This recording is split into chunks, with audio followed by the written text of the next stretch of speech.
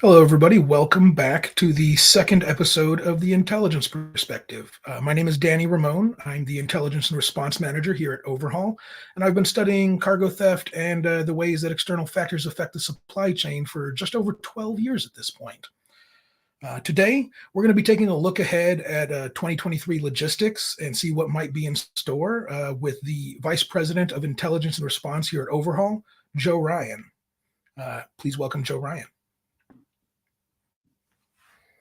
Joe, thank you for joining me Hey, today. Danny. So let's great to be here. Thank you. Let's jump right into it. We saw quite a hectic year in 2022 for logistics. We saw inflation, multiple labor disputes. Of course, there's a war going on.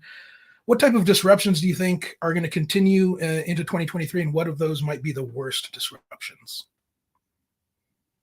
Yeah, well, it's true to say 2022 was quite disruptive, but truly, I don't think it's going to ease off anytime soon. I think we've got the same issues, of which there are many interconnected issues that happened. And I suppose it all started with COVID, to go back to that. But, the supply chain went under huge changing from a just-in-time scenario to a just-in-case scenario. And plus all the additional product that we were trying to push through what was a fragile system to begin with. And then we had all these knock-on issues, like the Evergreen stuck in the Ever Given stuck in the Suez Canal, and labor disputes because of cost of living, and congestion at ports leading to congestion on rail. And I don't think we've seen the end to all of those. I don't think it's a return to normal. I don't think we have even settled into the new normal. And changes like zero COVID policy changing in China, we've yet to see the effect of that. What does that mean? Does that mean more product is going to get pushed through the system? Is it going to cause more congestion? Or if there are outbreaks of COVID, does it mean ports are going to shut down? So I think the system's really fragile, has always been fragile. And because it's so interconnected, issues that happen in China are going to affect LA port, and that's how connected we are. So I'm not comfortable that it has stopped yet. I think as an industry, we're dealing with it, but we're still learning, and we're still trying to adapt to what is the new normal. Yeah, absolutely. Before we get too much farther, I do want to shout out to our audience, and I'm wondering, where's everybody joining us from? If you could drop a comment and let us know where exactly you're joining us from today, where you're watching from, I'd be very interested to see. So speaking of those disruptions that we saw in 2022 and looking forward into 2023, what we're expecting to happen, are there any specific regions that you think are going to see increased disruptions this year? Will it be the same regions that we've seen have the disruptions in 2022, or do you think there's going to be new regions that haven't seen that level of disruption that are going to start to see escalations in supply chain disruptions? Yeah, I think the more consumer-driven regions are going to feel the biggest effects. So the US and Europe are certainly going to continue, but as I don't know whether I should refer to it as a global slowdown, but as inflation starts affecting those regions, it will trickle back into other less consumer-driven regions. So I think into 2023, Europe and North America are definitely going to feel the biggest effects out of this, but I do feel it's going to expand as cost of living bites in those regions. Obviously, it's going to have a trickle down effect into the production regions or raw material regions, I think. Interesting. Real quick, I do want to give a shout out. Rizwan Fareed is joining us from the Kurdistan region of Iraq. That I think that might be the farthest participant we've had yet. So, hey, how you doing? So, what effects do we think? Yeah, what effects do we think the continued invasion of Ukraine is going to have on the global supply chain? Something? Do you think we're going to see the same things that we've already seen, including the increase of energy prices, or do you think we're going to see anything new? I don't think globally people have realized the effect of the war. You know, there's obviously sanctions uh, against Russia, and then there's the energy crisis and going the other way into Europe. But the other big part of that whole war is the amount of food that Ukraine supplied, especially grain. And the shortage of that is going to start pulling other regions into this problem. So Africa not getting cheap grain is going to cause socioeconomic issues, stability, political issues within Africa, and will probably increase migration coming from Africa. And of course, they'll come to Europe, which already have dealt with and are dealing with Ukraine immigration. So that's going to have a knock-on effect for cost of living in Europe, and equally shortage of supply. And when there is cost of living issues, there is always the attractiveness of illicit goods, which will lead to supply chain theft or cargo theft.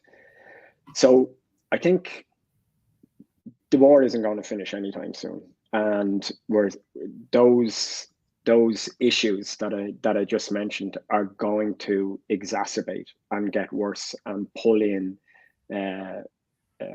regions further afield. You know, grain last year, okay, people had their grain supply, etc. This year, very little has got out, and it's definitely going to cause issue, even down to the cost of honey. You know, shortage of honey.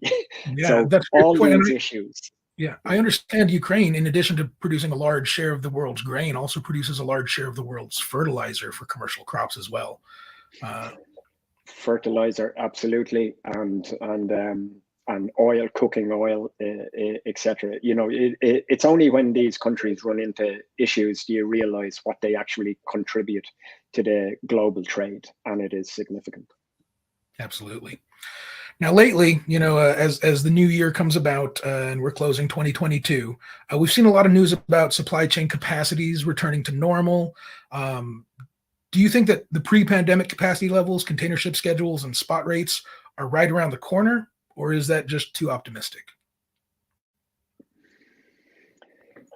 Personally, I think it's a bit too optimistic. I know we've had some calm times, and I'm going to say we're settling into the new norm, but still we're seeing rail disputes which were narrowly avoided in the US, not so much in the UK.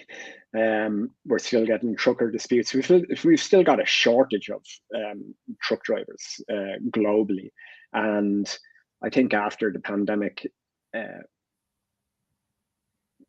there's a reluctance to enter a job that is so difficult, and that's why there's such a turnover. Plus, the Ukraine war actually pulled about 40,000 drivers out of Europe back into the Ukraine, caused an issue in Poland, whose drivers sort of started to migrate west from Spain and France, etc., and the UK. So there is a big issue there around that. So I think in such a fragile system, small effects like that can have ripples through the system. Even cargo crime, say in Europe, when inflation hits and cargo crime becomes more prevalent, which it is,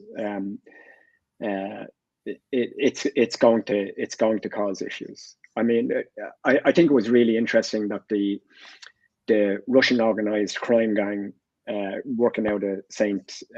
Petersburg, they were basically given state sanction to go and steal sanctioned goods, because the government in Moscow said that there would be no penalties for importing goods into Russia without IP authority. So in other words, they're saying if you manage to get a trailer of sanctioned goods in, you can sell them and no one's going to take any notice of you. So that's an organized crime gang that already had well established routes in through northern Eastern Europe, and they're going to exploit that, and that Now has a they've huge basically got knock-on effect. state sanctioned bounties on certain cargoes now. Yeah, that's a perfect way of putting it. I struggled for the words, but, but that's what it is. Yeah, because the market is still in Russia, so no better than cargo criminals, professional cargo criminals, to service that market. But it has even got down to some, I won't call them minor issues, but fuel siphoning out of trucks has become a major issue in Europe, especially because of the cost of fuel. And truck yards that have their own tanks are being siphoned off 1,000 gallons and more. So, the knock-on effects of all of these issues are certainly rippling around the world. Absolutely. Now that's new. I know we've always heard of, fuel being siphoned out of the tanks of trucks, but being siphoned out of the larger tanks that they use to refill the trucks at these parking sites, that's definitely an escalation. Now, we're definitely far away from a return to normal. What do you think it is that's going to be preventing the return to normal, or is there not going to be a return to normal? Is there going to be a quote unquote new normal, which is the phrase that everybody hates? Yeah. One, I don't think there's going to be a return to the old normal, but equally, I don't think we have understood what the new normal is. Logistics being logistics, we get on with it, and we take our loads where we get them and we deliver, and you can do what you can do. But I think what has come out of the whole COVID pandemic is the realization that visibility and compliance has become a huge issue. I mean, a couple of years ago, Danny, you and me, nobody would know what supply chain intelligence was really. It wasn't something that you talk about, where now all companies want visibility. Where are my goods? What's affecting them? And it's not just a dot on a map. It is understanding the context in which they are traveling. Are they traveling by rail from China through Mongolia into Russia and now through Belarus? Okay, so now we can immediately identify some risk factors around that, and how are we going to mitigate those risk factors? Previously, I think a couple of years ago, so long as it got from A to B, nobody was really that interested. But now they want to know where it is. They want to know the risk that is mitigating, that they can mitigate to ensure that it stays. So to me, that's the new norm. There's a realization that we need to understand our logistic modes, our logistic routes, and what can and cannot affect them. I mean, I think it was yesterday, was it? Another ship got stuck in the Suez Canal for about 5 hours. And 5 hours this time, so that was we got off light. Yeah, and I'd say everyone in logistics, their heart skipped a beat, going, "Oh my God, we're going to have a backup of ships and ports again. We're going to have this concertina effect of everyone trying to get stuff out of port." And so I don't think there is. I don't think we have really settled into a new norm, and I don't expect us to anytime soon. But visibility, having compliance measures and monitoring those compliance measures, and having active intelligence feeds that will tell you where your issues are going to be. Now, you can't tell the ship to turn around. I realize that, but even at a high level, understanding the geopolitical issues, understanding that China has now moved away from zero COVID, and at least thinking about how that might affect your supply chain. Even Absolutely. production, because of geopolitical issues, are moving to Southeast Asia, probably a bit away from China. And what does that mean? What does that mean in terms of risk exposure, etc.? Well, yeah. So what I'm hearing is contextual information, not just the dot on the map, right? You got to understand what it means in the larger picture. All right. Well, thank you very much, Joe. I appreciate your time. Guys, I want to invite you to next month's episode of The Intelligence Perspective. I'm going to be bringing on John Cannon from the Georgia Bureau of Investigation. And we'll be talking about a couple of case studies that we've gone through in terms of thefts and recoveries, and what exactly the private sector can do to assist law enforcement when doing investigations or recoveries. Thank you, everybody, for your time, and we'll see you next time.